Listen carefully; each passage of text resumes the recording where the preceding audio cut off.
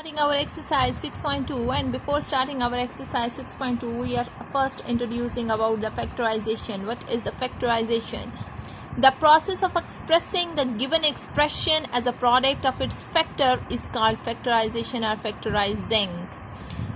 Factorisation basically क्या चीज़ है कि आपके पास एक एक्सप्रेशन गिवन है, उसको उसके प्रोडक्ट में प्रोसेस है जिसमें उसके प्रोडक्ट में उसको एक्सप्रेस कर देना, उसको शॉर्ट करके लिख देना, उसको एक्सप्रेस करके लिख देना, जो है वो आपके पास कहलाता है मेथड फैक्टराइजेशन का, या उसको बोलते हैं फैक्टराइजिंग. क्लियर? नाउ हम एक्सरसाइज की तरफ आते हैं.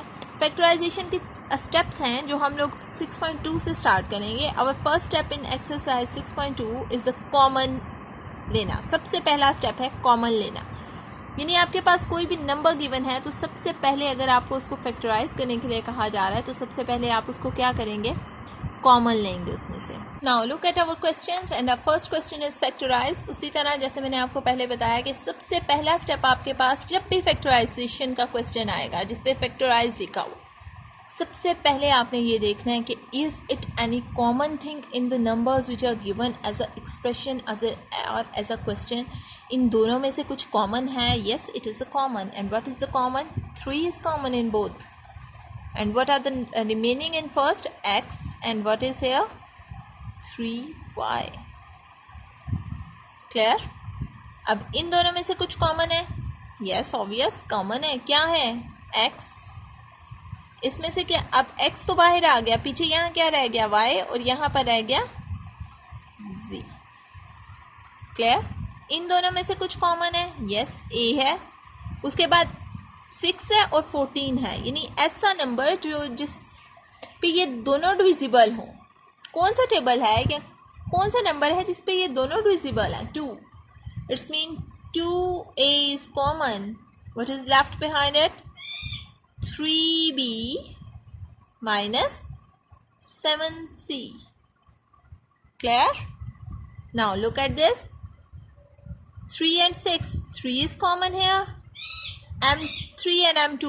M2 जो छोटी वैल्यू होगी उसको कॉमन लेना है. ठीक है, जो छोटी पार होगी उसको अपने कॉमन लेना है. N भी कॉमन आ जाएगा. अब यहाँ पे P नहीं है, यहाँ नहीं है, इट्स मीन P कॉमन नहीं आएगा. अब यहाँ पर आपके पास M2 आ गए हैं, पीछे एक M रह गया और एक P रह गया, और यहाँ पर आपके पास 2 रह गया. M2 भी कॉमन आ गया, N भी कॉमन आ गया. क्लियर? नाउ इसकी तरफ देखते हैं. इसमें हमारे पास 15 के टेबल पे डिवाइड होता है ये 30 और 45. 15 x कॉमन आ गया. इट्स मीन कि x square minus y left. अब ये 17 के टेबल में आता है तो x square y square minus 3. अब यहाँ पे don't be confuse after looking the 3 values. 3 values को देख के कंफ्यूज नहीं हो जाना कि यहाँ पर 2 थी अब 3 हो गई, अब क्या करेंगे. Don't be confuse. देखो तीनों में क्या कॉमन आ रहा है. ये 2 के टेबल में आता है, ये नहीं आता, ये भी आता है. इट्स मीन हम 2 कॉमन नहीं ले सकते. एक्स क्यूब है, यहाँ एक्स क्यूब है, यहाँ एक्स है. ठीक है, सॉरी ये स्क्वायर है और यहाँ एक्स है. इट्स मीन कि एक्स कॉमन आ जाएगा. x कॉमन आ जाएगा. यहाँ रह गया x2 प्लस 3x प्लस 2. इसी तरह इसमें से 2p कॉमन आ जाएगा. p minus 2p square plus 4 is left. Now these are the questions for your practice. Look these questions and do the practice. Clear, students? Hope you all are understanding about the first step of the factorization. And what is the first step of factorization? Taking common.